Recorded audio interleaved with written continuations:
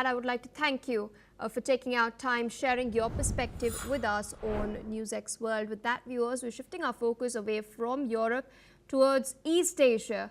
Now, we're learning that North Korean leader Kim Jong-un has announced that Pyongyang has allocated strategic assets to counter the US military buildup in South Korea and has promised to develop additional military measures. In fact, Kim Jong-un has stated that as US forces in South Korea increase, North Korea's strategic interests in the region have grown as well, leading to the allocation of special assets to key targets. Kim has warned that enemies should be concerned about changes in their security environment. He has further added that North Korea will undoubtedly develop further military measures to respond to the build-up by US forces without providing any further details. Kim has also, now recently attended a military parade in Beijing, marking the 80th anniversary of the end of the Second World War. He was seen alongside Chinese President Xi Jinping and Russian President Vladimir Putin. We do know that North Korea is also helping Russia in its war efforts in Ukraine as well, sending troops to Ukraine. And in response to recent drills we've seen in the Indo-Pacific region between US, Japan and South Korea, as well as bilateral military drills between Seoul and Washington, the Operation Ulchi Shield, and calls for disarmament, Kim Jong-un has doubled down, stating that North Korea will not heed what exactly the US administration's demands are. They will continue with their nuclearization program and bids, calling it a deterrent against US presence in the region. Of course, the balance of power is glaringly obvious in this particular case, but North Korea once again making it very clear, despite efforts being made by South Korean President Lee Jae-myung to extend an olive branch that has been rebuffed time and again. In fact, Lee Jae-myung had recently met Donald Trump at the White House, where they discussed the possibility of a meeting happening between Trump and Kim Jong-un. But up until now, nothing is clear regarding that as well. And Pyongyang has now doubled down, stating that it will allocate strategic assets to counter US military buildup in South Korea. With us on the broadcast is Major General Gigi Dwivedi, a geopolitical and strategic expert, joining us live from New Delhi. Thank you so much for taking our time and speaking to us on NewsX World. A fresh statement coming in from Kim Jong-un. Once again, he has reaffirmed that North Korea will not abandon its nuclearization program. It will not heed calls of disarmament, and they will allocate strategic assets to counter US presence. This comes in the aftermath of recent drills. We've seen trilateral drills between Japan, South Korea and the United States in the region. Where do you think the tensions in the Korean Peninsula are headed to next? Well, Pia, firstly, thank you for having me on your show. Well, Korean Peninsula remains a flashpoint, and primarily because it's a contest between the China, North Korea, Russia for domination of the peninsula, and on the other side, of course, America, South Korea, Japan. Now, this is how the strategic, architecture or the strategic balance is on the Korean Peninsula. Now, North Korea remains very sensitive to any South Korean either military moves or American presence in South Korea. Incidentally, America has about 28,500 troops, and I happen to have served as defense attaché in North Korea, so I have fairly good perception on the ground. Now, what are the major assets of North Korea? North Korea, major asset, firstly, it has a very strong land forces, almost about 1 million strong, and about another 6 million reservists.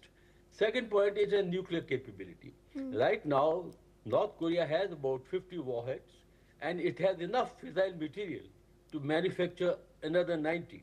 So that is one asset. Secondly, North Korea has very strong capability in terms of the missiles. When I was there, the missiles were basically Nodong series. Now they have Hwasong series, And the latest missile, Hwasong 20, has the range of about 15,000 kilometers. It's a solid fuel missile with multiple warheads capability. That means it can strike the American, landmass or the America as such, any part of America. Now, this is where the tension actually increase or tension, there's the accretion in tension because moment there is some kind of presence of American forces in this region which is already there, and when they carry out such drills and exercises, as a pattern, North Korea always respond. It was always, even his father, Kim Jong-il, did the same thing, and he is continuing the same tactics. It is basically a show of force, it's basically intimidation, and you rightly said, the current Prime President of South Korea, Lee Jae-myung, he has adopted a very dovish approach, reconciliatory approach, but that has not worked. And my last point is, President Trump tried to befriend Kim Jong-un. He met him in Singapore, he met him in Vietnam, and also he met him on the DMZ. Yes. But somehow Kim Jong-un has not responded favorably, and he continues to manifest or show his hostile and bellicosity approach. Yeah. Indeed, speaking of Donald Trump, we'd recently seen, crucial meeting at the Oval Office between Lee Jae-myung and Trump. And Trump was, of course, referring to the possibility of meeting Kim Jong-un again. Meanwhile, North Korea has drawn a clear red line. They've stated that a meeting could be on the cards, but only if their nukes are a subject that is not breached, that is not brought up in the discussions. Do you think such a meeting could catalyze? Well, the American effort has always been to denuclearize North Korea. But as I said, the nuclear weapons are the North Korean greatest asset, and that's a deterrence against America. So therefore, I don't think ever the North Korea is going to, abandon its nuclear program, or rather is going to only increase its nuclear capability. As I said, they have about 50 nuclear warheads, and they have the capability to increase by another 90 because they have enough enriched uranium. The second point is when Kim Jong-un, if at all, meets President Trump, he would only raise the issue of American troops on the Korean Peninsula, the American exercises, the American at times provocative attitude. All this will come, but I don't think the nuclear issue is going to be on the table because that is non-negotiable. And secondly, also the missile capability of North Korea, that is the asset. And incidentally, North Korea has lately, in the Ukraine war, sent about 12,000 troops. And they also suffered 1,000 fatal casualties. So this adds another angle on the Korean Peninsula. That is, if Kim Jong-un can go all the way to Europe to fight for Russia, well, they will be always at beck and call of China in case anything emerges or anything manifests in the Western Pacific. Yeah. All right, so with that, I would like to thank you for taking our time and speaking to us on NewsX World. Shifting focus to news coming in from Peru, hundreds of Peruvians have marched in Lima to protest against President Dina Boluarte's government, expressing discontent over pension reforms, corruption, and economic insecurity, as well as rising crime. The demonstration has seen mostly young protesters rallying outside the Congress of the Republic, displaying banners and signs denouncing criminality, extortion and violence across the country. Recent weeks have in fact witnessed similar marches joined by transport and merchant unions, with some protests escalating into clashes with riot police. Discontent has grown over corruption allegations, worsening economic conditions and frustration regarding accountability for the deaths of dozens of protesters who were killed by security forces following Boluarte's rise to power in late 2022. Listen in to what some of the protesters have had to say. Los jóvenes están pidiendo seguridad, justicia. Realmente no nos sentimos protegidos. Tememos algún día salir y no volver. Son nuestros padres los que nos esperan en casa. Venimos a apoyar a los jóvenes y también venimos a apoyar a los transportistas para que pare este nivel de inseguridad que ellos están viviendo, ¿no? muerte tras muerte, y el Estado no hace nada. Y encima se descubre de que no solamente tienen al sicariato encima, sino también la misma policía les pide cupo. Eso es increíble.